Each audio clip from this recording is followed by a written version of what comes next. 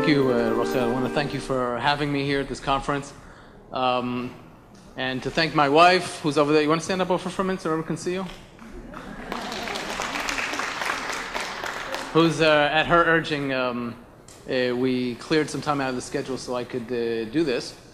As somebody who's been married to an educator for close to 30 years, I can tell you that I know firsthand the dedication and the commitment and the lahat, the depth of emotion that somebody who's involved in preparing the next generation comes home with on a daily basis. And I have done my best to make sure it doesn't make me go up the walls, because sometimes it can be overwhelming. So just think of your better half when you come home from work. It's been a labor of love, and I've loved it, and she's taught me a lot about the importance. But I'm here to talk about not creation in Israel, but creativity in Israel. And what I would like to do is to kind of put in the center of my talk the whole concept of a startup nation. I'm assuming that there are at least some people here who have read the book or at least heard the term. And I'd like to kind of play it out a little bit, and even though I'm not from the educating field, to kind of expand the conversation and give you some food for thought about the relevance of that concept to being an educator. The basic model of the startup nation model as it pertains to Israel, and of course we're the only country that anybody says startup nation, is essentially an ecosystem with the following components. You have, as according to the book, you have the military, the army service. You have the university system, and you have the business component. When I, in the end of May, went to Israel with Governor Deval Patrick, governor of Boston, Massachusetts, excuse me, with 120 people in his mission. That, for me, was the most tangible example of how the startup nation concept had caught fire. Most of the people in that delegation who didn't know Israel were drawn to Israel by something that they had never seen before. They had only heard about it. And what they heard was, wow, there's that country over there in the Middle East, across the ocean, which we, by the way, have to take 2 planes to get to. We don't even have a direct flight yet. We're working on that, I promise you. There's always applause for that. No promises. And seeing them on the other side was an amazing experience. There was one meeting I remember with CEOs from the medical area. And literally dozens, these were breakout group sessions, and dozens of people from that 120 strong delegation went to that. Whether it was in the area of medical devices, e-health, the area of cybersecurity, higher education, people were drawn. They wanted to get something that they felt that they didn't have here. And I'm not even going to deal with the question of whether or not the something they were looking for over there is not found here. What isn't found in other places is the symbiotic relationship between the ecosystem. But also, I would say, as somebody who lived in Israel for more than 30 years now, is born and raised in the United States, there is something about our society's character which combines with that structure, which makes us the startup nation. And I will talk to that as well. But it's very important to understand also that when we talk about the components of the startup nation, that its success is based on, first of all, the intimacy between the ecosystem. I mean, I'll just tell you, we have a nephew who's about to complete, I guess, over his 9 years in the Army. So he signed on for 9 years.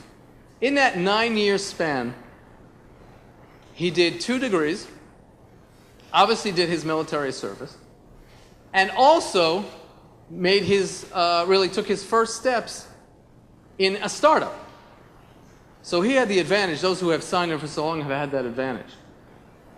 For those who only do a couple of years and go into the university system, they're already taking the ideas that they got from the military into the university system, and by the time they those two gel, they're already setting up private companies.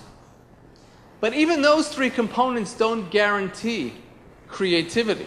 Remember, we're talking about creativity, not talking about Startup Nation. So what is it that is guaranteeing the creativity? Well, first of all, I'll point to the missing link. Those of you who read the book, Startup Nation, there is a missing link there. And that is the high school, or the educational system right before it, which prepares the children as they go through. What are they getting in high school? Well, first of all, they're getting an opportunity to even do full matriculation in areas which are not only the military, but also the industrial future of the country. Bear in mind, for those of you who haven't been to Israel, Israel is a modern post-industrial society, just like the United States. And so there is a need for the educational system right behind the Startup Nation model to be forward-looking and push the society forward. And so I'll give you an example. The area of cybersecurity, I don't know how many in this room have taken any interest in it, but it is the thing of the future, and it's here with us now. Because whether you're talking about the financial area, hospitals, and a host of other critical infrastructure, electricity, whatever, people understand that those are internet-based infrastructures that need to be protected. Today, if you're a talented Israeli high school student, you can do a full matriculation in cybersecurity. We are the only country in the world where that is the case. And it stems really out of this ecosystem, but there's something else there.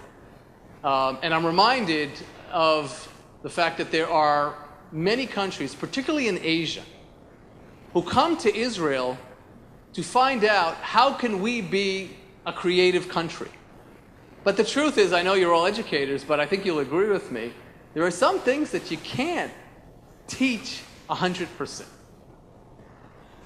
And one of the things which gives Israel an advantage in creativity, I think, is the willingness to fail. To give a try, to put your hand at something. You know, it's like, I mean, you probably know better than me. You have a young child, you give them a piece of paper and crayons. I don't know if they still have paper and crayons in school anymore. Probably give them a computer or a tablet or whatever, but you say, just do it, Do what comes to mind. But that's only a part of it, I would think. The other part is when you see the result and it doesn't look so good, it's to say, okay, you're allowed to try and fail or have a partial success, because the next time it'll be better. You learn from your mistakes.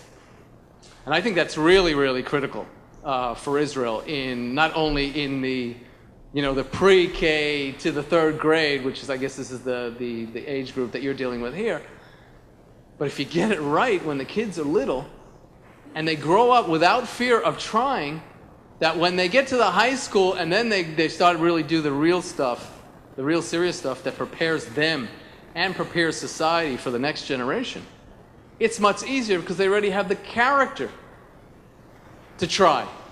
And I don't know if, I really recommend that you look at the Startup Nation, because there's a lot of discussion there about startups that, I mean, we only hear about the successes when finally an Israeli company gets sold to IBM. Wow, they made millions of dollars, but how many startups did they try before that? Fell on their faces, got up and tried again until they got it right, and then all of a sudden they got IBM's attention. This is critical. And when delegations come to Israel from places like Singapore or South Korea and other places, how do you explain that? Because it really becomes that a cultural thing. Does your culture encourage failure? Just think about it. You have to encourage failure in order to get to creativity. Does it encourage or does it discourage failure? Because if it discourages failure, then they're not going to try. And then instead of standing out, they stand down. I think that's really, really important. Another characteristic that I have seen in Israel at the highest level is not only the willingness to fail and get it right the next time, but is to move really quickly to get that success from the failure. And here I think the best example, which is fresh in many of our minds, is the Iron Dome product. I'm sure everybody knows about Iron Dome. We had a already rough summer, and I'm not supposed to talk politics, but I think we have to talk about Iron Dome. Because Iron Dome, for those of you who were on vacation during the summer and didn't notice, I guess there's nobody in the room who answers to that, right? But for the record, Iron Dome, an anti-rocket intercept system, was essentially, and it's an Israeli invention, existing very much to American support, and we're very grateful of that, but essentially emerged from failure. Because if you think about it, Israel, with all its challenges, found itself not fully prepared for the threat that was right around the corner. And this, in a sense, takes you to another characteristic of Israeli society, which is directly connected with our geopolitical reality. Often we're on our own.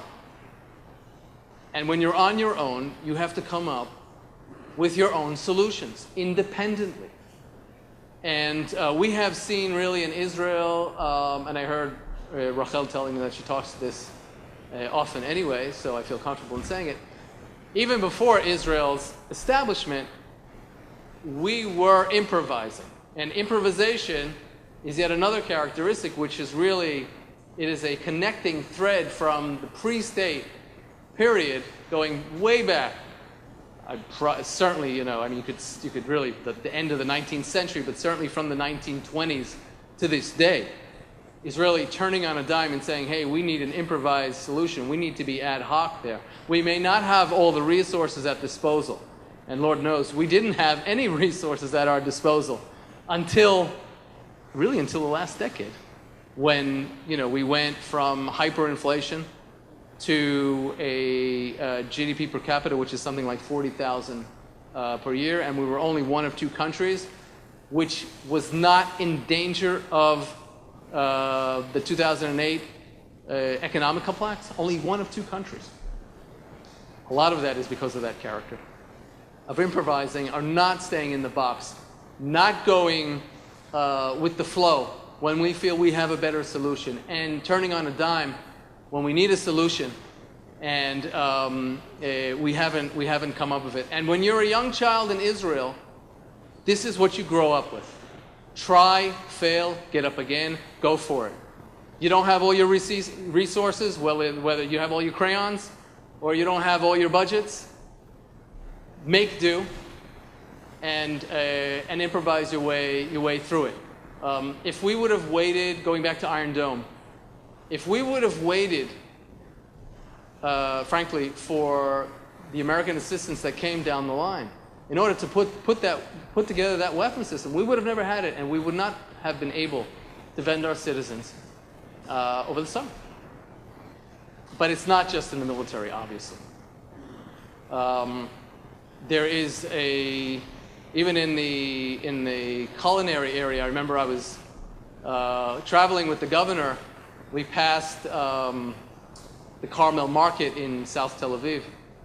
And he pointed to a place. He said, hey, Consul General, I had great falafel over there last time I was in Israel. And I said to him, Governor, in Israel, we don't need falafel anymore. He says, what do you mean you don't need falafel anymore? I said, wouldn't you prefer a chopped lamb kebab on a tahini base? He says, yeah, that sounds much better.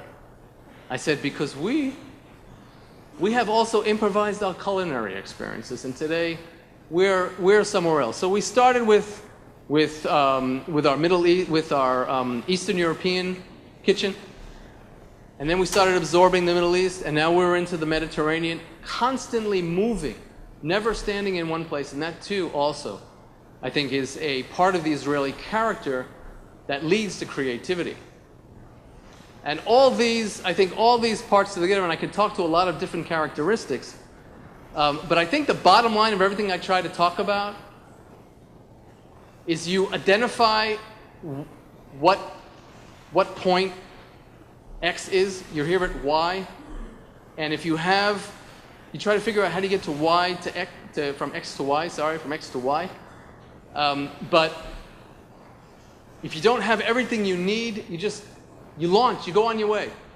And on the way you pick up the resources that you need, and you use your joie de vivre, your zest for life, and your determination. And maybe you get some people together who are as smart as you, because it's better with a group than it is alone. And then, in the end of the day, IBM pays millions of dollars for what you have to offer. So I wish you all good luck as you fill up your bank accounts, and thank you for having me.